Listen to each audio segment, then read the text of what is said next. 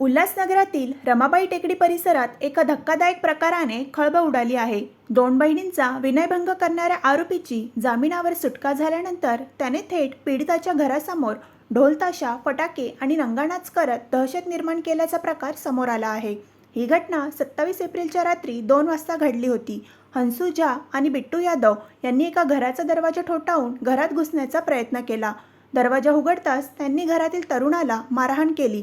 याबाबतची तक्रार तरुण आणि त्याच्या आईने पोलीस ठाण्यात दिल्यानंतर आरोपी हंसू झा, त्याचा भाऊ रोहित झा आणि सोनपन्नी झा यांनी धारदार शस्त्र घेऊन पुन्हा त्या तरुणाच्या घरी धाव घेतली।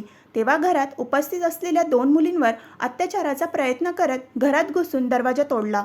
मुलींना घराबाहेर खेचून अंगावरील कपडे फाडले आणि विनयभंग केला, असा आरोप पीडित मुलींनी पोलिसात केला होता। आरडाओरड ऐकून परिसरातील नागरिकांनी एकत्र येत आरोपींना चांगलाच चोप दिला।